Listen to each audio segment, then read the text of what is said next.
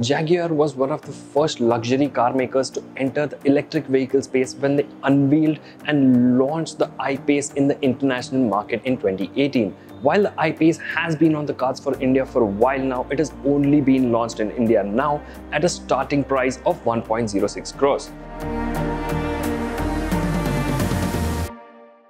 First up, let's talk about the design. It gets sleek LED headlamps at the front. The DRLs are not standard. Jaguar has 3 variants for the I-Pace, the S, SE and the HSE. The lower variants don't get the DRLs, but you can get them fitted as an optional extra. The grille up front is typically Jaguar as well. One of the most interesting bits about the I-Pace's design is the air duct right at the bottom.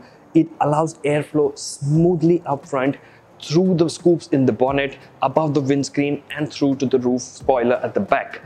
That is a very interesting design element that gives it a coefficient of drag of just 0.29. Up front, you also get these sporty looking bumpers with gloss black accents. You will see these gloss black accents across the car on the front as well, along the sides. In terms of design, you get 3 styling packs. You get a silver pack, which you can see on this car with the silver ORVM casings and a couple of other elements around the car. You also get a black pack as well as a carbon fiber pack. While in the international market, the I-Pace comes with multiple rim size options, but in India, you only get it with a 19-inch rim. Moving on to the sides, it looks like an amalgamation of the F-Pace and the F-Type. The C-pillar is reminiscent of the SUV, while the wide rear haunches and the tail lights seem to be inspired from the sports car as well. I'm not a huge fan of how the I-Pace looks from the rear. The tailgate is a bit too flat for my liking, but I must say that the rear bumper looks quite sporty in itself. As far as dimensions go, the Jaguar I-Pace is 4682 mm in length, with the front and rear wheels sitting 2990 millimeters apart. That is marginally smaller than the Mercedes-Benz EQC that competes with this car. While on the inside, the bonnet feels rather stubby, when you get inside the car, it gives you a feeling of being really long. A lot of it has to do with this really raked out windscreen. It should ideally give you a nice visibility from the driver's seat, but that is something we'll only be able to confirm when we get it for a test drive later. But otherwise, it is a nice and airy cabin. The windscreen really helps in making sure that it feels really spacious. What adds to the overall feeling is the complete glass panoramic sunroof. It is not openable and neither does it get sunblinds, but Jaguar is so confident about the fact that it doesn't quite penetrate the sunlight as much. That is again something that we'll have to test it in Indian conditions and how it feels in India, but Jaguar is exceedingly confident that they haven't even given it sunblinds for the sunroof. The dashboard has a very neat layout with a lot of signature Jaguar elements like the steering wheel, the PV Pro dual touchscreen, infotainment and the aircon control screen right in the center. You get an all-digital instrumentation behind the steering wheel as well. The front seats are amply comfortable and they offer good side support as well as adjustment, because the top end variants get 16-way electrically adjustable front seats with memory function. Jaguar offers a lot of customization options for the interior trim as well, as far as the upholstery is concerned, as far as the color of the upholstery is concerned, and even the features for that matter. Even for customers who choose the base S trim can opt additional features on the options list as well. Features list on the top spec HSC models include head-up display, heated ORVMs, 16-way adjustable electrical front seats with heated and cooling functions, and a lot more.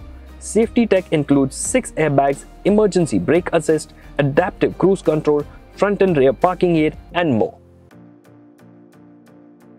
Powering the Jaguar I-Pace is a 90 kWh battery pack that sits at the base of the car. It works in union with 2 electric motors, one for each axle. This not only allows the I-Pace to have a 50-50 weight distribution, but also gives it an all-wheel drive system.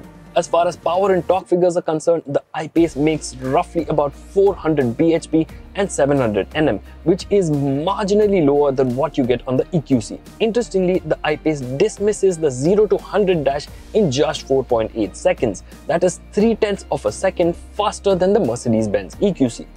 Jaguar claims that the I-Pace gets a driving range of about 480 kilometers in a single full charge. When connected to a 100 kilowatt fast charger, it can give you 100 kilometers of driving range in just 15 minutes and can be charged up to 80% in just 45 minutes.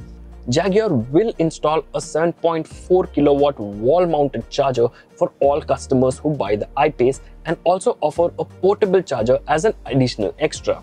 Now let's move on to the back seat and find out how it's like in there. The I-Pace is a large car and it shows when you enter the back seat as well. With the front seat set as per my driving position, there is more than sufficient leg and knee room. There's good enough under thigh support as well, and there is sufficient enough of headroom even for taller passengers. The seat doesn't feel wide enough to accommodate 3 abreast at the back. Jaguar offers a dual zone climate control as standard across all variants, but for those who want a tri-zone or a 4-zone climate control, they can take it on the options list. You also get 2 Type-C USBs at the bottom and a 12-volt charging socket right here, and you also get a standard USB behind both seats as well. The aircon vents are on the B-pillar at the sides. Getting into the car in the back seat isn't much of a problem thanks to the wide opening doors, but getting out is a bit of a hindrance, especially because of the pillar right here. As far as boot space goes, the Jaguar I-Pace gets a over 650-liter boot at the back, which can be increased to over 1000 liters thanks to a 40-20-40 split rear seat. That being said, the boot does have a space saver that eats into a lot of the luggage space.